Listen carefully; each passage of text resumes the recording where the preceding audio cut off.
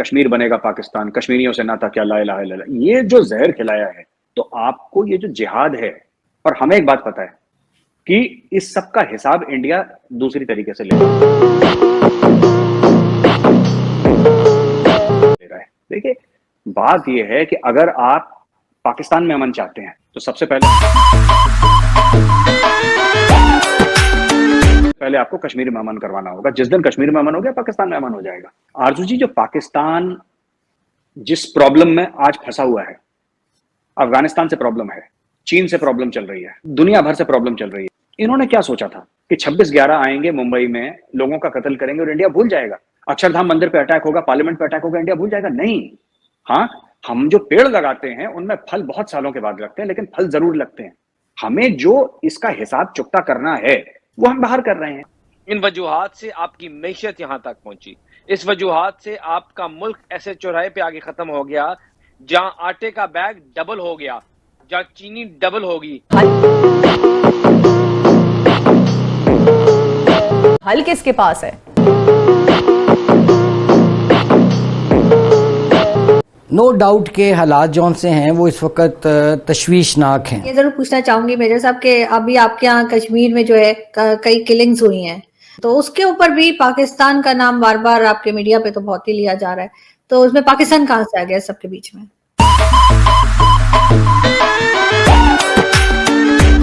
वहां पे सब मारे गए हैं, वहां पे हिंदूज भी मरे हैं, मुसलमानों को भी मारा गया है, और जो ऑर्गेनाइजेशंस हैं वो पाकिस्तान बेस्ड हैं। आपकी लश्कर तैयबा, आपकी जैश मोहम्मद, एक सेक्युलर नाम दिया गया है, वो लश्कर तैयबा ही है। तो ये सब करवाते हैं, उसका कारण है क्यों हुआ है अचानक। बीच में इंडिया ने $10 अरब की इन्वेस्टमेंट लाई कश्मीर में 370-35 से। इनको लगा कश्मीर हाथ से निकल गया, कश्मीर हाथ से निकल गया, क्योंकि हुर्रियत बंद, जमात इस्लामी ताला, NIA ने सबकी खिड़कियां खड़का दी। अब क्या करें? तो आपको ये जो जिहाद है चालू रखना है, आपको लोगों को बताना है कि Kashmir is an international issue. वो कैसे होगा? वो तब होगा जब आप इनोसेंट लोगों को मारेंगे और मीडिया इसको उछालेगा, क्योंकि मीडिया उछाल रहा है। तो ये बात है आरजू जी उसकी। और हमें एक बात पता है कि इस सब का हिसाब इंडिया दूसरी तरीके से ले रहा है। आप लोग जो FATF में हैं, वो जयशंकर साहब की गिफ्ट है।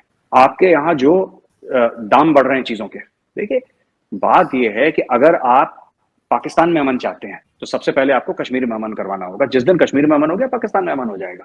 जी, हम तो मान ही नहीं रहे ना यहाँ पे कि कुछ हमने किया है। नहीं आरजू जी, आप नहीं बात समझ रहे। हम मनवाई तो नहीं रहे, हमने कब बोला? तो हम तो कह ही नहीं रहे कि आप, हमने नहीं बोला कि पाकिस्तान से हमने जवाब मांगा। हम तो अपने मीडिया से बोल रहे हैं कि पाकिस्तान कर रहा है। हमने तो कभी पाकिस्तान को चिट्ठी नहीं लिखी कि आप प्लीज ये टेररिज्म कश्मीर में बंद करिए। कोई एक चिट्ठी दिखा दे किसी ने एक बार। हमने तो बयान दिए, हम तो दाम ही नहीं ले रहे पाकिस्तान का, हम तो पाकिस्तान से बात ही नहीं कर रहे। हम नहीं चाहते पाकिस्तान माने कि कश्मीर में जो फसाद हो रहा है, हम नहीं चाहते कि पाकिस्तान माने, क्योंकि जिसको मानना है वो मान गया है।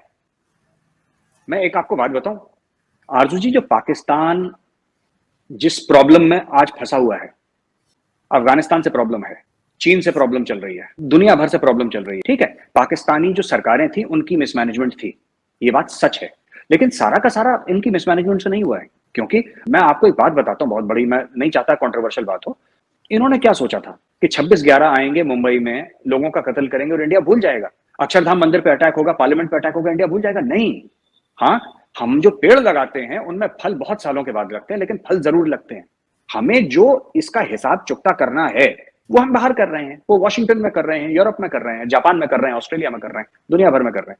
क्योंकि पाकिस्तान को हम कई बार डॉक्यूमेंट, पठानकोट की डॉक्यूमेंट भेजी थी, पाकिस्तानी कोर्ट्स में FIR फाइल है 26/11 के, लेकिन कुछ हुआ नहीं। तो हमने भी छोड़ दिया मनवाना। हमें नहीं करना। हम इंटरेस्टेड नहीं, हम खुद कर लेंगे। बैरिस्टर दानियाल साहब हमारे साथ मौजूद है। दानियाल साहब, आज एक लाहे अमल देना था आगे फ्यूचर का PTI का एहतजाज को लेके, वो तो सामने नहीं आया। क्या पसे पर्दा कोई बातचीत, कोई डेवलपमेंट, कोई राब्ते हुकूमत के हैं इमरान खान और उनकी जमात से? आप लोग कोशिश कर रहे हैं किसी नेशनल डायलॉग की, या ऐसा कुछ नहीं है?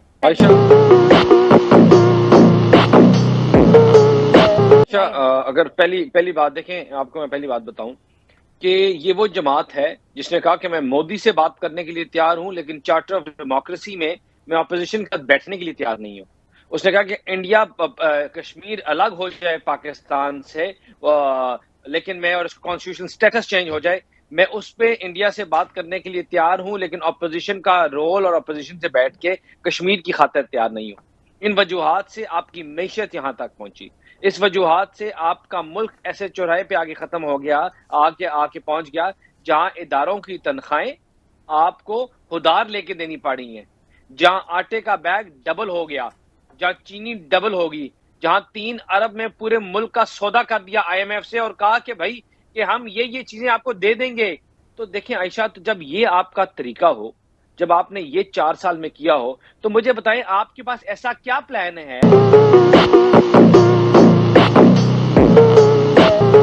कि 4 साल आपने गुजार लिए, अब मुल्क को बैंकरप्सी और डिफॉल्ट की तरफ लेके चले गए, तो अब आपके साथ ऑपोजिशन बैठ के किस चीज की चार्टर की बात करे, ऑपोजिशन से किस चीज की राय ले? किरमानी साहब, ऑब्वियसली जितनी मर्जी हम बात कर लें, आप लोग ये कहते हैं कि इन्होंने मईशत तबाह कर दी, ये कहते हैं कि ये आए हैं हुकूमत में तो इन्होंने मईशत तबाह कर दी है, लेकिन इससे कोई इंकार नहीं कर सकता कि मईशत और नेशनल सिक्योरिटी साथ साथ चलते हैं। बट किरमानी साहब, अब तो हालात बुरे हैं। आप जितने भी इकोनॉमिस्ट से बात करते हैं, कोई भी नहीं कहता कि जी हालात अच्छे हैं, बल्कि कुछ लोग तो यहाँ तक कहते हैं कि मुल्क खुदा न खास्ता दिवालिया होने के करीब है अगर फौरी तौर पर इकदाम नहीं किए गए। हल किसके पास है? नो डाउट के हालात जौन से हैं वो इस वक्त तशवीशनाक हैं, लेकिन मैं साथ ये भी अर्ज़ करता हूँ कि भाई इस मामले को कोई ख़त्म भी करना है या इसी तरह लड़ते रहना है। वो है ना कि एक था तीतर एक बटेर, लड़ने में थे दोनों शेर, लड़ते लड़ते हो गई गुम, एक की चोंच और एक की दुम।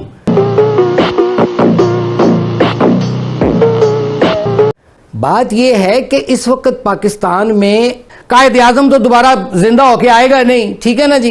तो जो अवेलेबल लीडरशिप है उसी में मैं अर्ज करता हूं कि सियासत को थोड़ी, मैंने कल भी एक प्रोग्राम में अर्ज किया, मैं सबके लिए ये कह रहा हूं क्योंकि ये मुल्क मेरा भी उतना ही जितना आपका है और ये बड़ी कुर्बानियों के बाद मुल्क मिला है। आप go into the Pakistan history के कितनी कुर्बानियां लेके लोग आए, सब भूल जाएं। Number 1 agenda, number 2, number 3 मईशत मईशत मईशत। अभी अपने जाती अनाओं को, मफादात को छोड़ दें, उसके बाद हम लड़ाइयां भी लड़ेंगे, सियासी सब कुछ करेंगे, सियासी झगड़े भी करेंगे, एक दूसरे का इलेक्शन भी लड़ेंगे, लेकिन this is not the time.